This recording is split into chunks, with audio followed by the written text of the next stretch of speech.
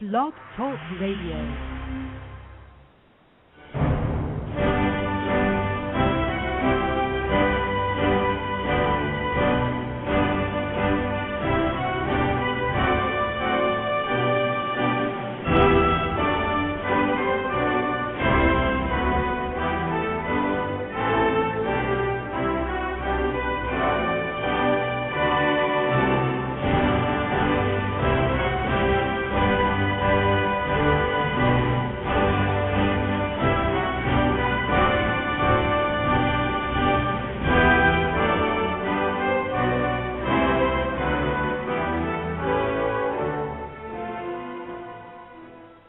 Boa noite, meus amigos. Estamos aqui de volta.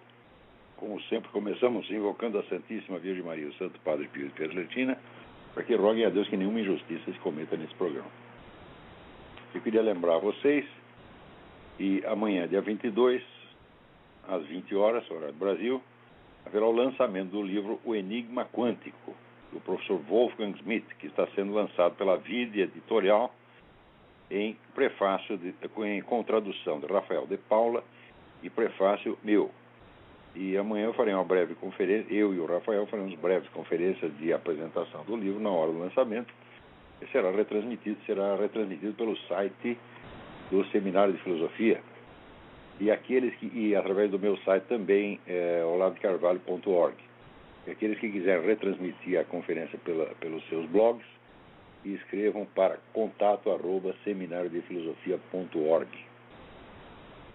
Mais informações aqui também no www.videeditorial.com.br. Então, começamos com uma notícia triste. Hoje pela manhã faleceu o Dr. Bernard Nathanson. O Dr. Bernard Nathanson foi dono de uma das maiores clínicas de aborto dos Estados Unidos. Chegou a fazer 70 mil abortos e depois percebeu o imenso crime que estava cometendo, se arrependeu, converteu-se à Igreja Católica e passou o resto da sua vida tentando esclarecer as pessoas quanto à crueldade inaceitável do aborto. Foi ele que fez aquele filme O Grito Silencioso, onde se mostrava o que o feto passava durante o aborto e o imenso sofrimento da criança. O Dr. Nathanson, quando se apresentava nas conferências, ele se apresentava com a seguinte frase: eu sou um assassino em massa. Ele se arrependeu dos seus delitos, se converteu ao catolicismo romano e empenhou o resto da sua vida na luta pelo que é certo e pelo que é justo. Então, que Deus o tenha.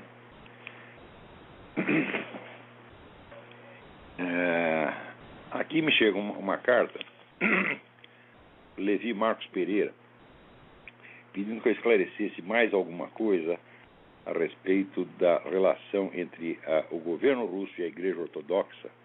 Ele li outro dia um artigo no Mídia Sem Máscara que explica o modus operandi da KGB no que toca às relações com a Igreja, especialmente no que se refere às aquisições de propriedade por parte dos hierarcas ortodoxos mundo afora, de modo a ampliar a abrangência da influência do poder russo. Ele diz: os chefes da Igreja Ortodoxa estão comprometidos somente com o poder ou falam em nome de Cristo? Olha, Levi, a pergunta não se aplica muito, porque qualquer sacerdote que seja regularmente ordenado, a missa que ele celebra é válida, o batismo que ele celebra é válido, a confissão que ele recebe é válida, a comunhão que ele dá é válida, tudo válido do mesmo jeito. Agora, ele vai para o inferno. Tá certo? Então, nunca o fiel tem muito que se preocupar com o que se passa na cabeça do padre. Tá certo? Principalmente porque hoje em dia você pode calcular que a maior parte dos padres o que tem na cabeça é pura merda. Tá certo? Não obstante, se o rito de ordenação dele foi válido, e este é um outro problema seríssimo, porque tem muito padre por aí que o rito dele de ordenação não é válido, sobretudo com todas as dúvidas que surgiram com relação aos novos ritos inventados aí pelo Concílio Vaticano II. Há motivos para duvidar da validade da ordenação de alguns padres, e também na Igreja Ortodoxa Russa, com toda a influência que o governo, tanto o governo soviético quanto o atual governo tem dentro da igreja, muita coisa pode ter acontecido lá. Mas se o rito de ordenação foi válido, então não se preocupe. O máximo que pode acontecer é o seguinte, é você não aguentar o sermão, você começar a falar muita besteira e você ir embora. E foi embora.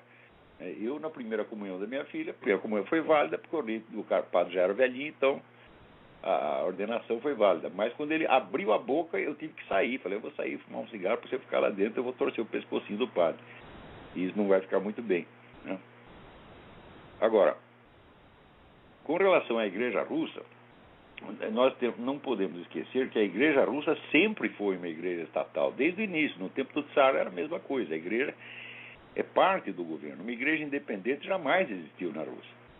Então, quem quer que esteja no poder, manda na igreja. O Tsar mandava, depois veio o regime comunista, continuou mandando, e agora está lá o Vladimir Putin e manda da mesma maneira. Tá certo? Então, não é necessário uma operação especial para controlar a coisa, né? Então, sempre a igreja russa sempre foi controlada.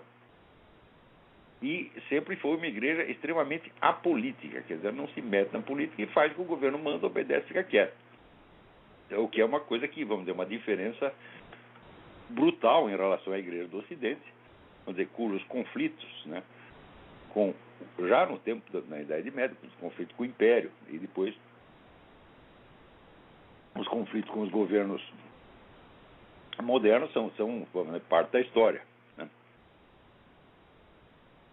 Então, por via das dúvidas, é bom estar alertado. Quer dizer, a probabilidade de você estar lá se confessando para um agente da KGB é muito grande. O agente da KGB, ele vai absolver você dos seus pecados. O padre, sendo agente da KGB, se absolve dos seus pecados, e a absolvição é válida. E daí ele vai e conta tudo para a KGB, né?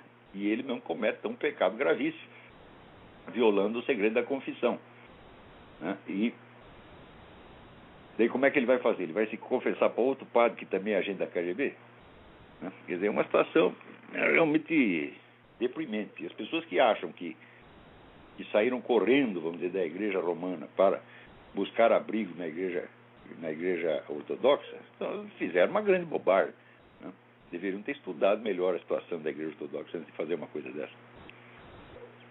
Inclusive porque na igreja católica romana você ainda tem, mesmo que a hierarquia inteira esteja corrompida ou vendida para o inimigo, você tem condições de lutar dentro. Agora, na igreja ortodoxa russa não tem, porque a igreja sempre foi subserviente ao Estado. Não tem a tradição de luta e de conflito como tem a igreja católica romana. Tem alguém na linha aí? Alô, quem é? Alô, Olavo? Sim. Aqui é o Gabriel, de Brasília. Gabriel, tudo bem? Tudo bem? É sobre um recado aqui que o Caio Rossi me mandou. Eu tenho um canal no YouTube que eu posto os vídeos do Throat Speaking. Eu coloquei o último vídeo da semana passada sobre ele. Aí ele me mandou aqui: Gabriel, peço que retire meu nome do título dos vídeos que postou ou tomarei medidas legais contra você. Ele não pode tomar medida legal nenhuma porque o vídeo é meu. Pois é. Ele reproduziu o meu vídeo. Você está autorizado a reproduzir o meu vídeo. Exatamente. Agora, se fala de medidas legais, eu posso tomar medidas legais contra ele, porque ele repassou aquela história a respeito do meu casamento, cometendo um óbvio crime. Depois ele disse, não falou isso. Não falou uma pinóia, está lá o texto que mostra que você falou. Não foi você que começou a história, mas você repassou, Caio repassou, né? Então, a minha sugestão é assim, Caio Rossi, vai chupar a piroca e não enche o saco. Você se dê por grato da gente apenas ter falado a coisa em vez de tomar alguma medida contra você. Pois é, esse pessoal... A academia de alterofilismo, tudo tem inveja do senhor. O músculo crescendo, o cérebro atrofiando, né? O pessoal tudo tem inveja do senhor e não consegue fazer nada da vida e vive de fofoquinha, de picuinha. Mas é o negócio que ele tem as suas ideias, então que publique uma série de livros, que dê um curso, que faça alguma coisa. Pois é, mas não tem nada, não publica. Fazendo. Mas no Brasil está cheio de gente assim. Por isso que eu publiquei, já faz mais de 10 anos, eu publiquei aquele texto do José Reniero, Roedores da Glória, que são pessoas que só ficam fazendo isso. Qualquer pessoa que dá certo na vida, aparece um monte de filha da puta, de roedores da glória, de invejosos, de fracassados, só para torrar o saco. Então eu gostaria só de deixar claro para esse Caio Rossi aí que os vídeos vão continuar e que eu não vou tirar o nome dele e que ele que vá à merda. É isso mesmo. E se ele reclamar muito, e se for para advogado, não sei o quê, você me avisa. Que daí a gente toma as providências necessárias. Tá certo? Vamos dizer, o vídeo é meu. Se alguém pudesse reclamar da reprodução, seria o dono do vídeo, o proprietário da imagem, que sou eu. E eu não estou reclamando nada, estou até agradecendo que você tenha divulgado isso. Menos um vigarista. É isso mesmo. Certo, Olavo. Obrigado. Agora é uma pena, porque o Caio Rossi é um rapaz inteligente, é um sujeito de muito talento. O que falta para ele não é talento, não é inteligência, é caráter. Falta vergonha nessa sua cara, Caio Rossi. Tá certo? Porque você, enquanto você pôde tirar proveito dos meus ensinamentos, você aprendeu muita coisa. Não aprendeu pouco não, porque tu não é burro, tá certo? Mas depois, rapaz, é como diz, o fracasso subiu a cabeça. Né? Você viu que o outro está dando certo, que o outro tem lá um montão de alunos, etc. Então ele começa a fazer de conta que ele é superior aos outros alunos. Ah, as Olavetes, são todos QI 10. Eu digo, pô, meu Deus do céu, lá está cheio de professor universitário, gente altamente capacitada em várias profissões, muito mais inteligente do que 10 Caio Rossi. Agora chega o Caio Rossi, até agora ouço esse outro bosta, como é o nome dele lá? Um tal de Isaac, não sei das quantas, é? O cara, rapaz, ele começa, sabe o quê? Reclamando assim, você fica citando autores desconhecidos? Eu digo, uai, mas que eu saiba a função do jornalista, né? É pesquisar as coisas e informar aquilo que o público ainda não sabe. Por definição é assim. Agora, o que é? Ele só quer que eu dê notícia velha? Só fala dos autores que todo mundo já leu? Quer dizer, eu vou citar o quê? Eu vou citar o Paulo Coelho? Que é o único autor que tu leu na vida, rapaz? O que é isto? Vai lamber sabão, né? Agora, é incrível, o Brasil as pessoas estão loucas, reclamando de que o sujeito cita autores desconhecidos. Agora, sabe qual é o autor desconhecido que ele reclama que eu citei? Saul Alinsky, o mentor do presidente dos Estados Unidos, o autor mais conhecido e comentado nesse país aqui, mas não chegou ainda na Taba Tupiniquim, né? Ou pelo menos não chegou lá no bairro do Isaac, né? Quer dizer, desconhecido, até parece que ele é conhecido, né? Isaac é mundialmente conhecido, Saul Alinsky ninguém leu. Saul Alinsky é um bom filho da puta, mas dizer que ele é desconhecido, ora, porra, né? O Saul Alinsky está para o Barack Obama como Karl Marx está para Lenin. Você nunca vai entender pinciroca do que o Obama está fazendo se você não ler o livro do Saul Alinsky, Rules for Radicals, Regras para os Radicais. É um livro tão famoso que até já tem a paródia conservadora, Rules for Conservative Radicals, né? Quando o livro cria a sua paródia, quer dizer que está muito famoso. É como o livro do Mortimer Adler, que escreveu o livro How to Read a Book. Daí o sujeito escreveu outro livro, How to Read Two Books. Então, aqui diz que o governador Sérgio Cabral está oferecendo um palacete no Rio de Janeiro para instalação do Instituto Lula. Então, isso significa o seguinte, a Académie Française que se cuide, né? A Universidade de Princeton que se cuide, porque vai haver aí um templo da alta cultura, né? Promovida pelo Sérgio Cabral, prefeito Eduardo Paes, empresário Eike Batista. Eike Batista é aquele que lá mandou destruir aqueles painéis feitos por um pintor brasileiro. Esqueci o nome do pintor agora, eu estou ficando velho. O pintor é conhecido. No Hotel Glória, e há lá uns painéis, uns azulejos fantásticos, né? Que estão lá há 50 anos, feitos por um grande pintor brasileiro, ou mandou tirar tudo. Esse é o conceito de cultura que tem esse cara, porra, né? Tira o painel lá e põe a bandeira do PT, ou põe o retrato da dona Dilma, né? Então, o Jornal Jabor acha a Dilma lindíssima e cultíssima. Meu filho, isso aí já é perversão sexual, você me desculpe, pô, né? Que você acha ela bonita, fala, bom, seu gosto pode ser relativo, né? Tem gente até que acha eu bonito, fala, puta merda, então por que não pode achar a Dilma? Tá certo, acha bonitinho, mas culta, puta que pariu. Perguntaram pra mulher o nome de um livro que ela tinha lido, ela disse, eu li um livro que foi tão importante na minha vida, acabei de ler, como é o título? Esqueci. O único livro que ela leu na vida, se é que leu, ela já esqueceu o título, porra. Ela tá lendo assim, ela lê a linha 1, lê a 2, e quando chega na 3 já esqueceu a 1. Quer dizer, o conceito de cultura no Brasil, olha, intelectual no Brasil é o quê? É o Chico Buarque de Holanda, é o Dr. Emir Sader. Eu falo, mas Então, meus filhos, vocês não têm ideia da debacle que é isso aí. Porque cultura no Brasil é só um negócio para você exibir, para você fazer bonito. Não tem funcionalidade, não tem utilidade, né?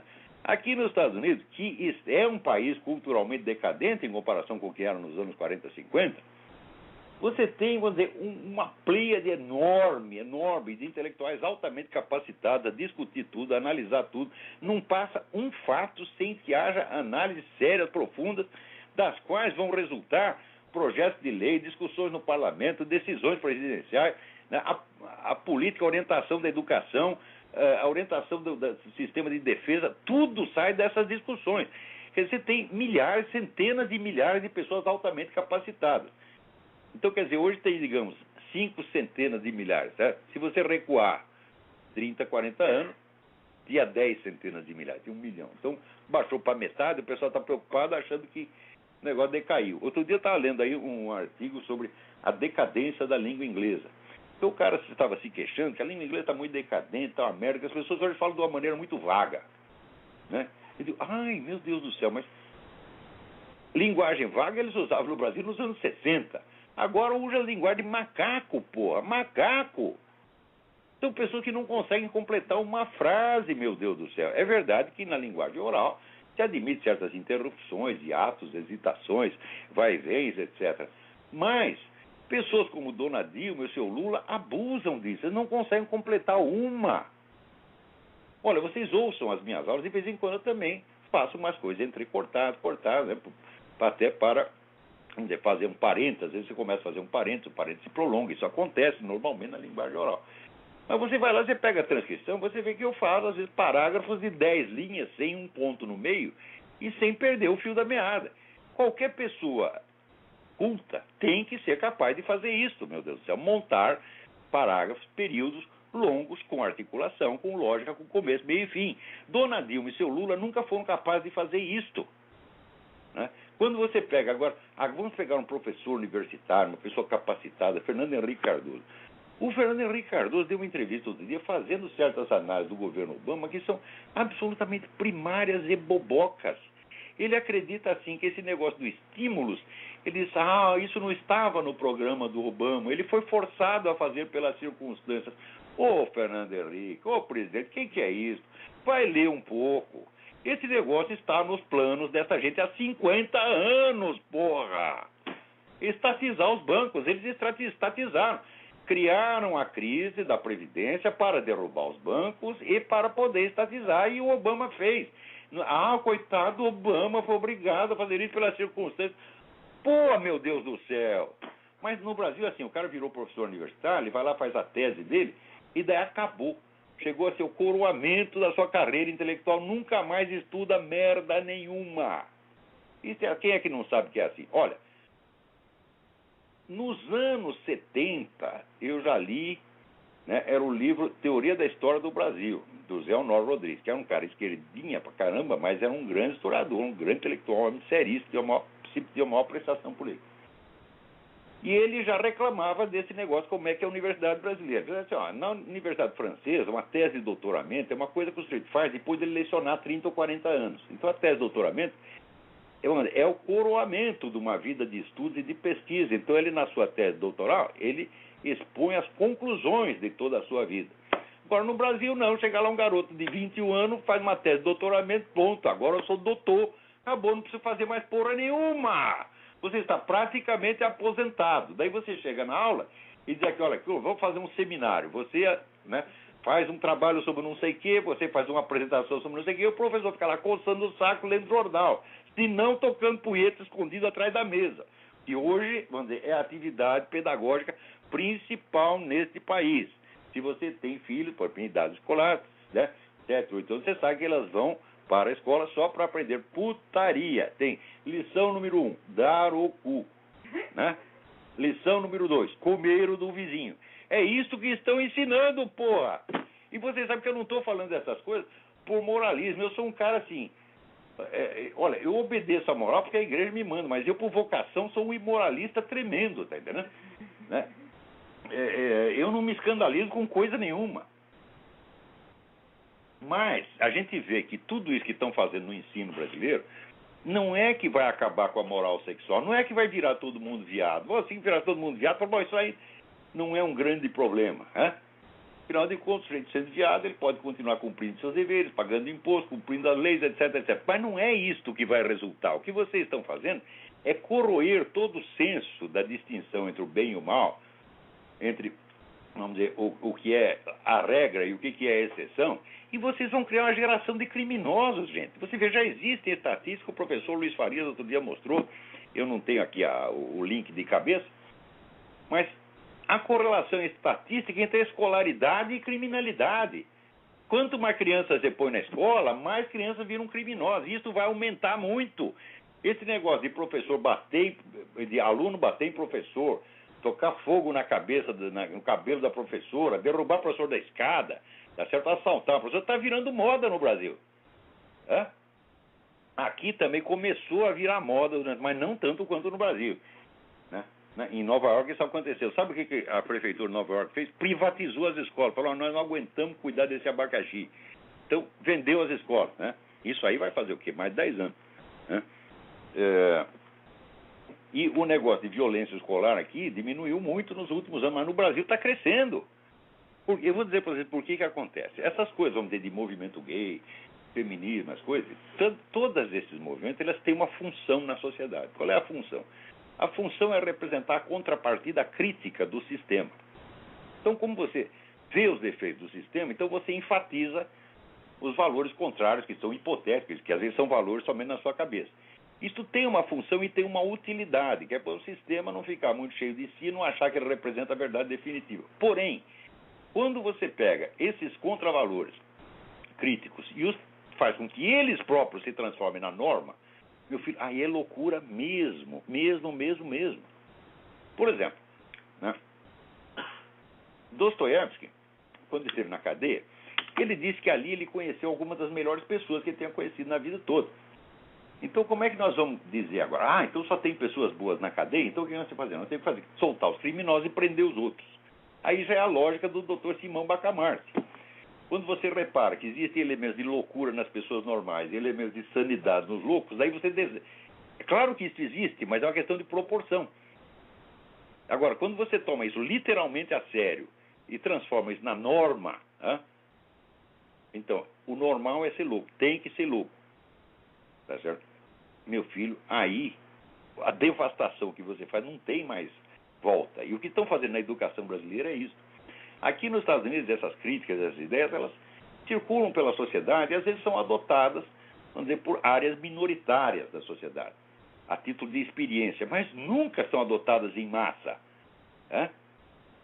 Por exemplo, você pode ver aqui as escolas forçando as pessoas para que elas, por exemplo, não maltratem pessoas gays ou pessoas desviantes de qualquer maneira, mas nunca vão fazer com que essas pessoas, com que esses grupos desviantes tenham o poder de controlar os outros. Eles nunca vão fazer isso. O americano diz, é louco, mas não rasga dinheiro. Agora no Brasil rasga dinheiro sim, porra. O que estão fazendo aí no Brasil, por exemplo, esse negócio de gay invadir a igreja e ficar lá dentro, um amassando o outro, passando a mão na piroca do outro dentro da igreja, para provocar o padre, aí o padre vai reclamar, daí eles dizem, é crime de homofobia. Agora, acontece o seguinte, acontece que antes do crime de homofobia, existe muito antes o crime de ultraje a culto, eu não lembro que artigo que é do Código Penal. Você interromper um culto religioso, tá certo? Perturbar ou interromper um culto religioso, ou você escarnecer de alguém por motivo de crença ou de função religiosa, é crime no Brasil.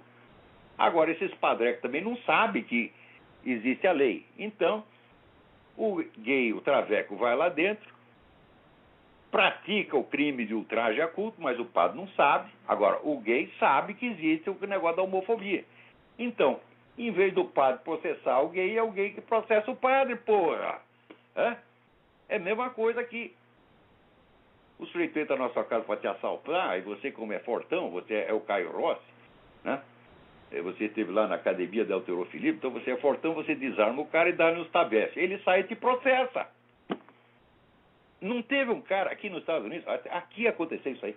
O sujeito foi assaltar um supermercado e foi preso, né?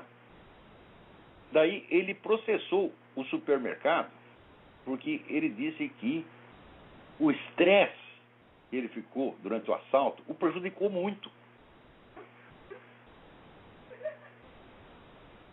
Na França não teve um sujeito, né, aleijado, deficiente físico, que processou o pai e a mãe porque não o abortaram. Sempre tem louco para tudo, mas aqui e na França os caras são exceções. E no Brasil estão fazendo dessas coisas a regra. Porque o Brasil não tem intelectuais mais. Só tem pseudo-intelectual, só tem farsante, só tem vigarista. E vigarista ele ouve falar que tem uma moda assim na França ou nos Estados Unidos, e nos países de origem aceita apenas, vamos dizer, a título de, vamos dizer, anormalidade consentida, né? Mas no Brasil eles aceitam como se fosse um mandamento divino. Quer dizer, nos países onde essa ideia se originar, elas têm uma influência muito limitada, mas no Brasil tem influência total e devastadora. Ontem estava me contando que agora o grande filósofo da educação no Brasil é o Paulo Giraldelli, meu Deus do céu.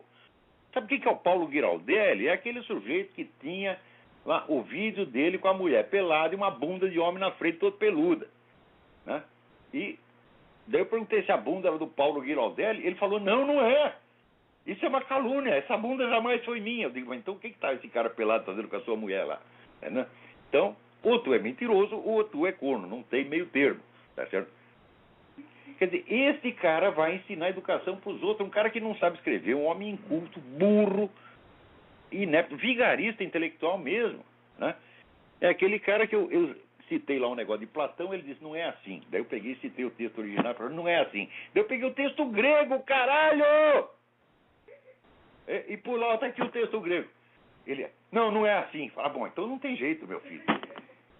Quer dizer que se você acha que o próprio texto do Platão, escrito em grego, na língua original, né, entende menos de Platão do que você, então só tem um remédio para você, meu filho, é dar o cu, que é o que você está ensinando os outros a fazer. Aliás, agora que tem um monte de brasileiro fazendo operação transexual na Tailândia. Olha, eu sou inteiramente a favor, eu sou inteiramente solidário. Né? Eu acho que vocês, tudo que estão aí nesse negócio de movimento gay, essa coisa tudo, vocês têm de parar de viadagem, tá? Seja homem, vai logo e corta o peru, porra. Tá entendendo? Então, esses travecos estão dando um exemplo de macheza para todos vocês, né? Então, chega dos entretanto, vai logo pro finalmente, já corta logo, tá entendendo? Agora, essa história do cara, ele se veste todo de mulher, mas fica com um baita piruzão embaixo, fala, pô, isso aí é fraude, isso aí é estelionato, meu filho, né? Então, eu sou inteiramente a favor. Cortem-se os perus em massa. Né? Tem mais alguém na linha? Alô, quem é? Oi, Olavo. Oi, tudo bem? É o Ricardo Vitor de Belo Horizonte. Eu queria comentar, semana passada eu falei daquele ateu Sotomayor, né? Agora eu descobri outro, rapaz. Tem um senhor na internet, vamos ser respeitosos, né? Alfredo Bernatti. Ele escreveu livros em PDF falando que Jesus não existiu. Ué, e que prova ele tem de que ele mesmo existe? Ele fica gritando... Um texto de PDF não quer dizer que ele existe. Ele fica gritando, babando e agitando os braços na internet. Nem os ateus concordam com ele. Ele falou que vai dar porrada em todo mundo que discorda dele. Ele pode dar porrada aqui. Olha, ô seu C.Q. Bernatti, eu dou uma passagem para você vir para os Estados Unidos bater em mim. Vem aqui, vem para tu ver o que te acontece. Ele tem um argumento, ele falou, se Deus existisse... Eu também sou. Né? Ele falou assim, se Deus existisse, não teria bicho na minha goiaba não ia ficar podre. Ah, é? É o argumento dele... A premissa disso aí, de que se Deus existe, as goiabas são eternas. Não, as goiabas não são eternas. Os goiabas são eternos. Os goiabas, como ele, não sei se esse termo ainda existe no Brasil, né? Nos anos 60, quando o sujeito era muito idiota, ele chamava de goiaba. Ele, então, é o termo do tempo dele. Né? As goiabas apodrecem, mas os goiabas são eternos. Depois eu vou mandar no seu e-mail uns livros dele, ele põe na internet, ele fica gritando, babando, agitando os braços, falando que Deus não existe. Ele falou assim, não, meus livros são de graça, eu não vendo meus livros, aí, que ele só põe de graça. Eu falei, quem quer comprar, porra? Ele falou que é porque nenhuma editora quer comprar os livros dele, os direitos, né? Aí ele falou, mas são meus best-sellers. Aí o pessoal falou, pô, cara, best-seller é o livro que tá vendido. Como é que você é best-seller se não vende o livro, pô? Pois é, o cara não sabe nem o que é um best-seller. Ele não sabe falar inglês, ele falou que vai em frente é go in front. Go in front. Mas tem idiota pra tudo nesse mundo, hein? Então manda um recado pro Alfredo Bernatti. O que você quer falar pro Alfredo Bernatti? Alfredo Bernatti, você já é um senhor de idade, eu também sou. Se você quer bater em mim, você venha. Eu lhe dou uma passagem. Eu vou ter que comprar passagem com antecedência, porque é mais barato. Se eu for comprar para amanhã, vai sair caro. Então eu compro a passagem para daqui 6 meses para você vir aqui bater em mim. Tá bom? Ah, por favor, Olavo, manda um abraço. Tá, manda um abraço de Itamanduá. Por que você não vai ensinar lá no Instituto Lula, ô Bernatti? Porra! Agora aqui aconteceu uma coisa maravilhosa, maravilhosa. O pessoal fez uma campanha mostrando todos os crimes da Planned Parenthood. Planned Parenthood foi aquela organização abortista e a maior rede de clínica de aborto dos Estados Unidos, fundada pela Margaret Sanger, uma filha da puta racista que queria acabar com os pretos, instalando um monte de clínicas de aborto nos bairros pretos. Veja você, né? Então, os moleques pretos não iam nem nascer. Então a geração seguinte já ia estar tudo branquinho que nem ela. Daí, essa porra desse Smithsonian Museum, do qual eu fui sócio, não sou mais, eles mandaram um negócio aqui, queremos você de volta o caralho, não vou lá mais não. Não entro nesses puteiros. Minha mãe disse para não frequentar certos lugares. Né? Então, fizeram uma exposição celebrando o centenário da filha da puta e omitiram este pedaço da história. Quer dizer, vocês estão enganando a população. O que é o Smithsonian? É um bando de vigarista. Digo na sua cara, isso é vigarice. Me processa se quiser. Vai tomar no olho do seu cu. Quem faz isso está enganando a população. Se é para contar a história do sujeito, você tem que contar a história verdadeira. Eu não estou falando nada da vida particular dela, eu não estou falando da Margaret Sanger, deu para o vizinho, deu para o leiteiro. Não estou falando disso, estou falando de atitudes públicas que a mulher tomou e que vocês estão escondendo. Né? Agora, aqui, né, me manda um artigo do Milton Ratum, que saiu no estado de São Paulo, né, dizendo que esse movimento que está havendo lá no Oriente Médio, isso é tudo uma maravilha, é a democracia. Eu digo, mas, meu Deus do céu, olha, nunca houve democracia em nenhum daqueles países e não vai haver, pô. Só vai haver no Iraque, porque os Estados Unidos foram lá implantar o negócio, daí pôr um monte de marine lá para tomar conta, e daí os caras vão votar direitinho e dão o cargo para o sujeito eleito e obedece à lei enquanto estão os americanos lá. Os americanos virar as costas, aquilo vira um cu no dia seguinte. E quem é que não sabe? Vou lhe dizer por quê. Porque isso faz parte da tradição islâmica. Se você estuda, eu estudei esse negócio, vocês não estudaram, então fica quieto, cala a boca, burro. Hã? Qual é o conceito de legitimidade no mundo islâmico? O governante legítimo é o governante que está no poder. Qualquer um que chega ao poder é considerado legítimo até prova em contrário. Por quê? Porque se ele está no poder, foi Deus que deu. Então, ele é legítimo até a hora que alguém o tira de lá. Então, daí ele deixou de ser legítimo. Então, esse conceito está lá faz 1.600, 1.400 anos, porra. Então, se os caras foram educados na base de que todo governo é legítimo desde que ele exista, então significa o seguinte, o que vigora é a lei do cão, é a lei do mais forte. O sujeito chegou lá, ele é legítimo no dia seguinte e vai todo mundo puxar saco. Sempre foi assim e sempre será. Como é que você vai implantar democracia num lugar assim? Para implantar democracia, você tem que pegar, vou dizer como é que faz, vou dar uma receita. Né? Se eu fosse governando o mundo, né, como o Obama pretende ser, né, eu dizia, bom, quero implantar a democracia nos países islâmicos. Então o que é isso que você vai fazer? Você tem que reunir todos os teólogos do mundo islâmico e dizer, meu filho, você vai ter que inventar uma outra interpretação do Corão e vai ter que disseminar essa nova interpretação durante 2 ou 3 séculos, até as pessoas entenderem que nem todo governo constituído é legítimo.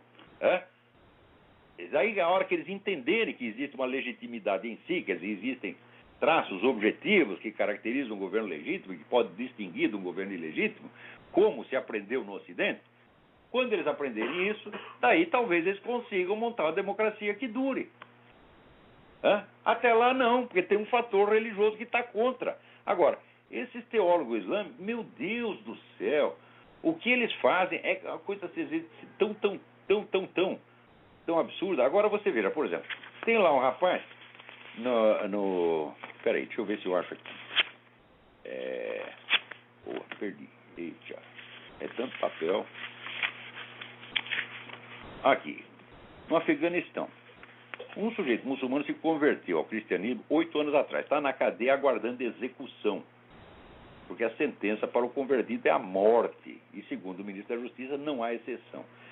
Ora, nós temos que fazer uma campanha mundial para convencer os teólogos islâmicos em massa de que isso não é a única interpretação possível, de que há exceções, de que tem que atenuar esse negócio. Enquanto não adianta você fazer pressão sobre o governo, você tem que entender isso, porra. Né? Vamos dizer, nos países islâmicos, a lei é o próprio Corão. Ora, o Corão é um livro de 200 páginas e nem tudo está explicado lá. Então depende do quê? Do como os teólogos vão explicar. Um explica de um jeito, outro explica do outro. O que vigora? O que vigora é a opinião do que eles chamam Umma. Umma é a comunidade dos sábios, que eles acham que são sábios. Né? Então o que os sábios dizem é isso que vira lei, não é o Corão diretamente. E se o sábio falar um monte de besteira, vai vigorar um monte de besteira, porra. Então, como não existe distinção entre a lei religiosa e a lei civil, então tudo depende da interpretação que se faça da lei religiosa. Não depende do governo, porra. Se tem que fazer pressão, tem que fazer pressão sobre a Umma, sobre a comunidade dos teólogos. E dizer, olha, porra, vocês mudam esse negócio, isso aí está errado, vocês estão entendendo a coisa errada, vocês radicalizaram o negócio demais. Tem que mudar, tem que discutir. A discussão não é proibida no mundo islâmico, a discussão teológica não é proibida. Em alguns países não, acabou, aqui não se discute mais, já está tudo interpretado e cala a boca burro. Mas em outros não é. Então a pressão tem que ser feita em cima dos líderes religiosos, em cima dos teólogos e não em cima do governo. O governo não vai poder contrariar a opinião da Umma, porque se ele fizer isso, ele cai em 24 horas. Você vê que lá, por exemplo, você tem o conflito político, mas os dois lados, né, chamam o Corão para se legitimar. Os dois lados, sempre. Ninguém vai dizer, eu estou aqui contra o Corão, eu sou anti-islâmico. Fala isso, os caras te matam na mesma hora. Né? Então, esta lei, vamos dizer, ela não foi inventada por um governo. Isso aqui é uma tradição islâmica. Essa tradição pode ser mudada desde que haja uma séria discussão entre os teólogos. Mas isso leva séculos, gente. Espera aí, tem mais alguém na linha aí?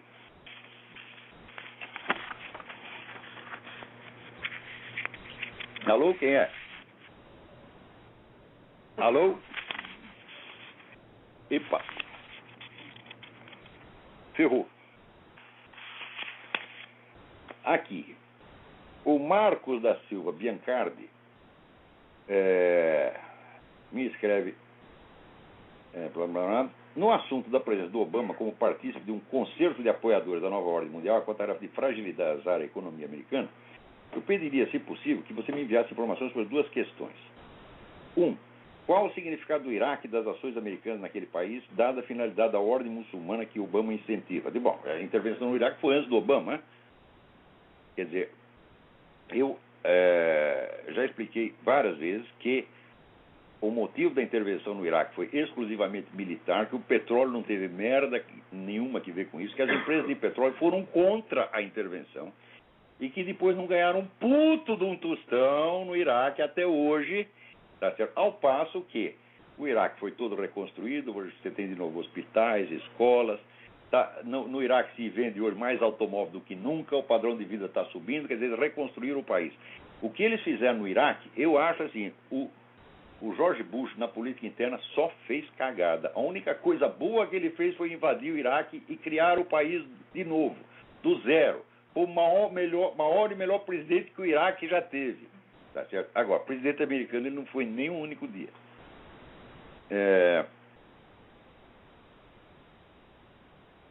Pergunta, por que as forças multinacionais que estão lá, sob a chefia americana, não permitem ali também a implantação definitiva de um poder islamita? Muito bem. Quando eles começaram a operação, que foi no governo Bush, o objetivo era exclusivamente militar e iria, evidentemente, contornar toda a questão religiosa. Não se fala mais na questão religiosa. Quiseram inaugurar uma política civil democrática na qual todas as facções religiosas pudessem participar igualmente. Ali no Iraque havia condição para fazer isto. Por quê? Porque a facção radical dominante não era a Fraternidade Islâmica, e sim era o partido Ba'ath do Saddam Hussein, cujo partido a invasão americana destruiu por completo. Então não havia facções radicais capazes de tomar o poder no Iraque no dia seguinte. Ao contrário do que acontece no Egito, porra. Exatamente o contrário. Então, destruído o partido Baath, havia condições para se implantar a democracia. No Egito, o que você vai fazer? Destruir a fraternidade islâmica? Não pode, porra. Então não é a mesma coisa. Segundo, qual seria a lógica maior da elite global para a destruição dos Estados Unidos? Muito bem, aí é um problema que é de uma ambiguidade, assim, de um caráter paradoxal, que deve fazer esses camaradas da nova ordem mundial perder o sono todos os dias. Porque, por um lado, eles têm que quebrar a soberania dos Estados Unidos e de Israel, que são os maiores obstáculos que existem à implantação de um governo mundial. Por exemplo, já expliquei aqui, se os Estados Unidos se submeterem ao Tribunal Penal Internacional, então pode vir um juiz da Suíça, da Alemanha, da Zâmbia, de Uganda, e mandar prender o presidente americano. Então acabou a soberania. Os americanos não podem aceitar isso. Então, por isso mesmo, o pessoal da nova ordem global entende que se não quebrar a espinha da soberania americana, não virá governo mundial. Ou pelo menos não terá o poder que eles pretendem que tenha. Para quebrar a soberania, precisa quebrar a economia também. Só que tem o seguinte problema. Dos 3 esquemas globalistas que existem, que é esse esquema ocidental, o esquema russo-chinês e o esquema islâmico, o esquema ocidental só tem como base militar, como suporte militar, os próprios Estados Unidos. Então, eles querem quebrar a espinha do país, mas não podem quebrar por completo. Então, o que eles fazem? Fica fazendo esse jogo de morde e assopra. Como é que eles vão sair dessa? Eu não sei. Eu não sou Nelson Rockefeller, não sou Jorge Soros, não tenho nada a ver com isso. Eles que se arrumam.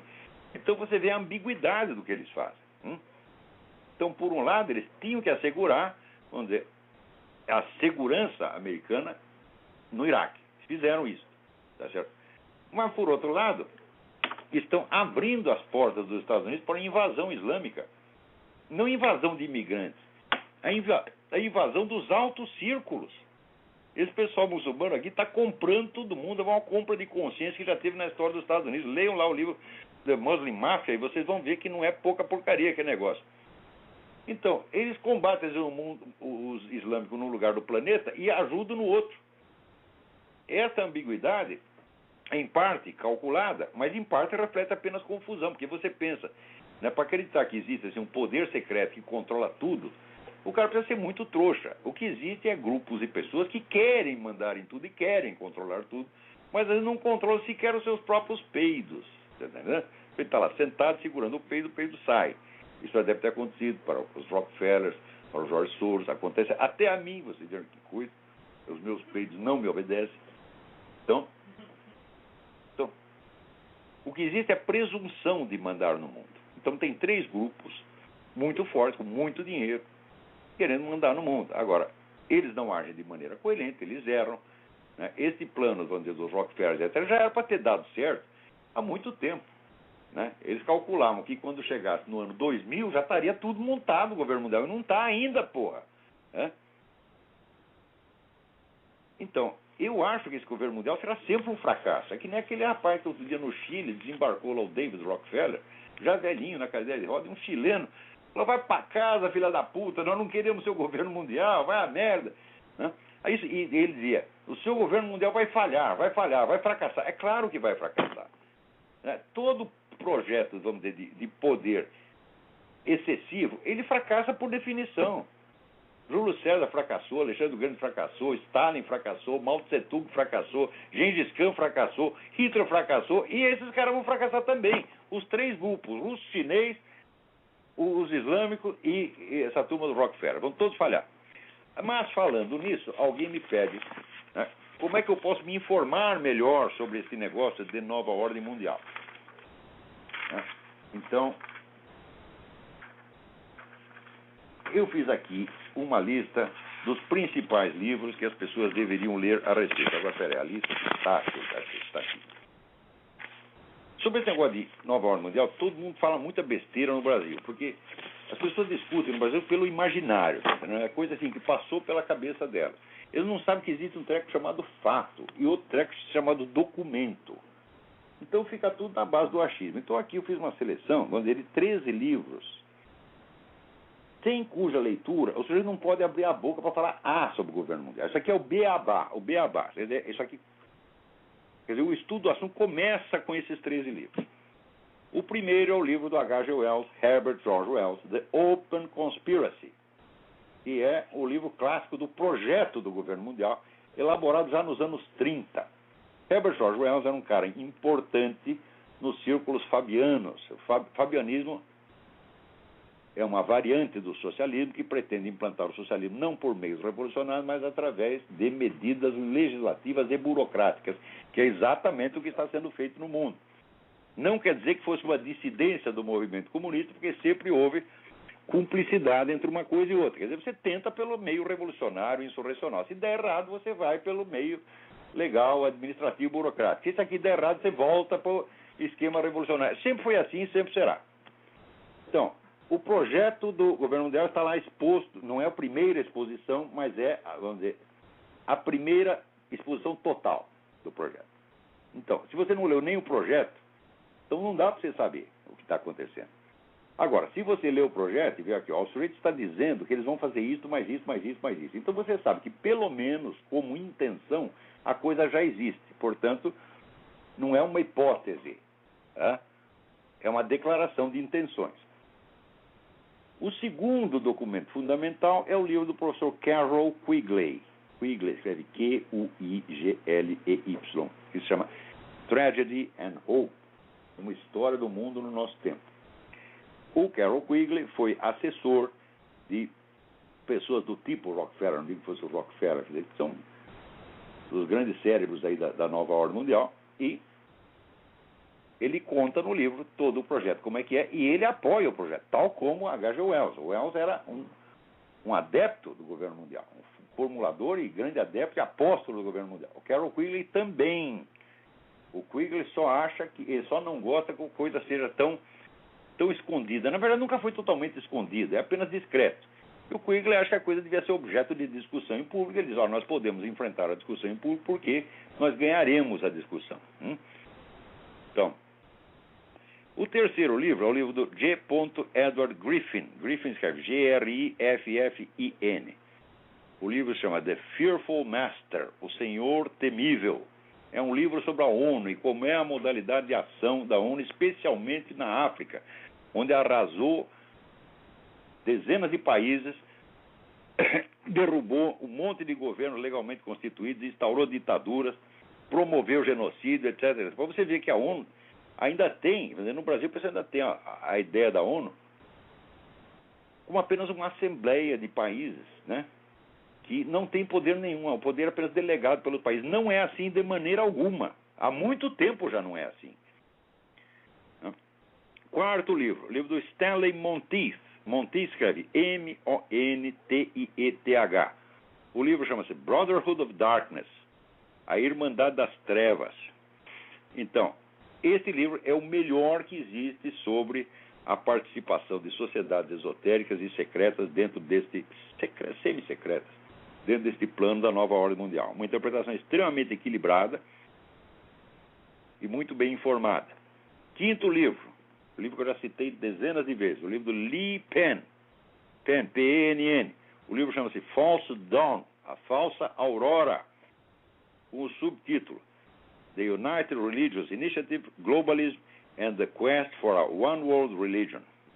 Quer dizer, a iniciativa, tem uma entidade que chama United Religious Initiative, Iniciativa de Religiões Unidas, o globalismo e a busca por uma religião mundial. Então está lá abundantemente documentado. Esse livro é constituído sobretudo de documentos mostrando o desenvolvimento das discussões e projetos para fundir todas as religiões tradicionais, as religiões novas, numa religião biônica a ser implantada pela ONU.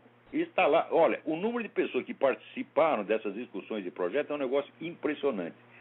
Gente de muito peso, tá certo? Está lá George Bush, estava o Papa João Paulo II, está todo mundo metido nisso. Aquilo que o Malachi Martin contou no livro The Windswept House, A Casa Abatida pelo Vento, ele contou sob forma romanceada que a intervenção deste pessoal da religião global dentro da Igreja Católica, aquilo é tudo verdade. Ele escreveu sob forma de romance porque os personagens estavam vivos e poderiam processar. Então ele simplesmente trocou os nomes, mas já está publicada a lista de quem corresponde a quem, e quando você tem lá a lista, você vê que aquilo aconteceu mesmo. Sexto livro, o livro do Cliff Kincaid, é o homem do Accuracy in Media. O livro chama-se Global Bondage, Servidão Global, o plano das Nações Unidas para governar o mundo. Esse livro é mais centrado nas iniciativas mais recentes da União das Nações Unidas e complementa maravilhosamente o livro do Edward Griffin, The Fearful Master. Sétimo livro, outro livro do Cliff Kincaid, Global Taxes for World Government, Impostos Mundiais para o Governo Global. Ele mostra como está sendo construída a base econômica para o governo mundial. Isso não é hipótese, isso já está acontecendo, está abundantemente noticiado. As pessoas, como é simplesmente um projeto muito grande, é uma coisa que é discutida e coordenada e criticada por intelectuais de primeiro plano, por gente muito estudiosa. O cidadão comum está totalmente desaparelhado para isso, e significa o seguinte, que se o cidadão comum americano está desaparelhado, muito mais estão os intelectuais e formadores de opinião no Brasil. Digo para vocês, na universidade brasileira e em toda a mídia não tem uma pessoa capacitada para discutir esse assunto, porque não leram nada. Se começar a ler, vão pegar essa listinha e começar, e daqui 3 meses vão estar pontificando sobre o assunto como se eu tivessem estudado durante 20 anos. Até parece que eu não conheço essa gente, né? Qualquer autor que eu cito, no dia seguinte tem 10 especialistas no assunto falando, né? Quer dizer, um me critica porque eu cito autores desconhecidos e o outro finge que conhecia. Porra, como é que dá para discutir com um macaco, gente? Não dá. Oitavo livro, o livro do E.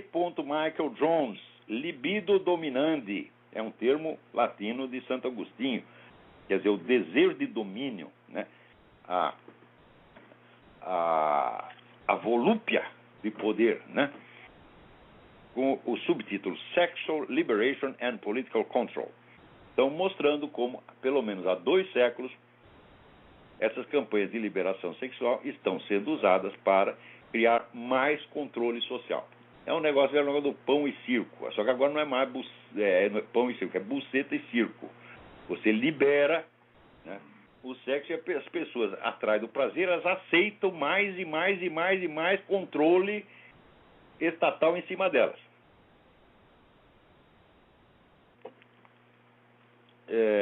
Nono livro, o livro do padre Paul Kramer, The Devil's Final Battle. É o livro que mostra a formação do poder mundial desde o ponto de vista da profecia de Fátima, que foi o acontecimento espiritual central do século XX. Então, vamos dizer, é a profecia de Fátima que nos fornece um ponto de vista unificado para você entender, vamos dizer, a unidade do processo. Então esse livro é absolutamente indispensável. 10º livro, livro do jornalista espanhol Daniel Stulin, The True Story of the Bilderberg Group. Quer dizer, o Bilderberg é um círculo, um clube de bilionários e pessoas altamente influentes, que se reúne pelo menos uma vez por ano para fazer uma análise do estado do mundo e implementar os projetos de governo mundial. Até o Papa João Paulo II participou de reuniões do Bilderberg. E o Daniel Stulin, ele acompanhou essas reuniões durante 20 anos e fez pela primeira vez um apanhado unificado do que é o Bilderberg e qual é a sua verdadeira atuação no mundo. 11º título, Philip Darrell Collins e Paul David Collins. Collins é C-O-L-L-I-N-S. The Ascendancy of the Scientific Dictatorship. A função da ciência e da tecnologia na constituição do poder mundial. Um livro da mais alta importância. 12º livro, Hervé Rissan. Rissan escreve R-Y-S-S-E-N. Les Espérances Planetariennes. As Esperanças Planetárias. É mais, vamos dizer, é um livro sobre, vamos dizer, o imaginário, as mudanças do imaginário, do sentimento coletivo que estão sendo, vamos dizer, realizadas para tornar palatável, ou pelo menos não é palatável, para tornar insensível a formação da nova ordem mundial, de modo que esse poder mundial seja constituído diante dos olhos de todo mundo, sem que as pessoas sequer percebam. Tanto que até hoje tem gente que tem a cara de pau de dizer que isso é uma hipótese, isso é uma opinião. Meu Deus do céu. Se o sujeito diz, eu vou fazer isso assim, assim, assim, assim. Depois ele diz, eu estou fazendo, pá, pá, pá, pá. Depois ele diz, já está dando certo. Eu venho e conto o que o cara está fazendo e ele diz que é hipótese. Significa que você não sabe o que é uma hipótese. Né? Hipótese é assim, eu sem ter a minuta dos planos, a narração das ações, o depoimento do próprio interessado, eu conjecturasse, eu acho que o sujeito está fazendo assim, assim, assim. Mas não é o que acho, eles mesmos estão dizendo, meu Deus do céu. Se existe algo que está bem documentado no mundo, é a formação do poder global. Então, aqui, 13º livro, Ted Flynn, F-L-Y-N-N, Hope of the Wicked, a esperança dos wicked é malicioso, né? A esperança dos maus. The Master Plan to Rule the World, o plano geral para o domínio do mundo. Então, esses 3 livros são o beabá deste assunto. Então, se o cara não leu pelo menos esses 13, não leu e pensou sobre isso aí, não tem condição de abrir a boca sobre o assunto. Ora, eu li centenas de livros sobre isso, centenas. E desses centenas eu selecionei esse aqui, porque são aqueles que, vamos dizer, primeiro, tem as informações mais básicas. Segundo, são os mais simples, os mais interessantes de ler. Tá certo? E terceiro, enfocam o assunto do ponto de vista geral. Agora, se você for partir, vamos dizer, para os estudos sobre pontos determinados, então a bibliografia não acaba mais. Tá certo? Dá para você lotar bibliotecas inteiras. E mesmo tudo que eu li, que são algumas centenas de livros, olha, é nada no conjunto. Né? Muito bem, o que mais nós temos aqui? Aqui. Polêmica pelo desalojamento de gays que invadiram o átrio da Catedral de Lima, Peru, num beijaço massivo. Quer dizer, como polêmica? E que é isso? Ora, quando começou esse negócio de movimento gay, eu disse, daqui a alguns anos eles vão começar a entrar dentro das igrejas e criar situações constrangedoras para humilhar o padre, humilhar os fiéis, humilhar o rabino, tá certo? E quando essas autoridades religiosas tomarem alguma providência para expulsá-los, eles vão clamar que é crime de homofobia. Quer dizer, vão criar essa situação premeditadamente. Imediatamente apareceu 15 porta-vozes, né, do movimento gay, dizendo, onde já se viu, isso é paranoia. Ele está nos atribuindo intenções que não tem. Falando, não. Não foi interpretação minha. Eu li os documentos nos quais vocês dizem que vão fazer isso. São planos que estão lá muito, muito bem documentados. Eles a gente só tem que ver o seguinte, qual é o estágio de implementação do plano. Então, agora, esse negócio de fazer beijar, ficar lá dando amasso dentro de igreja, que é uma coisa que um casal heterossexual não pode fazer, se fizer vai preso, tá certo? Que era, uns anos atrás, era apenas um plano, e que foi testado em pontos específicos aqui dos Estados Unidos e de outros países, agora está virando norma geral. Isso quer dizer que daqui uns anos será impossível, preste bem atenção, impossível realizar qualquer cerimônia religiosa em público sem o risco desse tipo de ofensa premeditada, maligna, maliciosa, mal intencionada. Então, por hoje é só. Alguém me pergunta aqui, como posso ter acesso à sua entrevista? Ele escreve Jerry Nyquist, não é Jerry, é Jeffrey, J-E-F-F-R-E-Y, Jeffrey Nyquist. A transcrição que o próprio Jeffrey Nyquist fez da entrevista, a transcrição resumida, já está no ar online na minha página e na página do Inter-American Institute, www.theinteramerican.org. Quanto à transmissão gravada, eu não sei nem que dia o Nyquist vai colocar isso no ar, mas tudo que eu disse já está lá na transcrição que ele fez. Então tá, até a semana que vem, muito obrigado.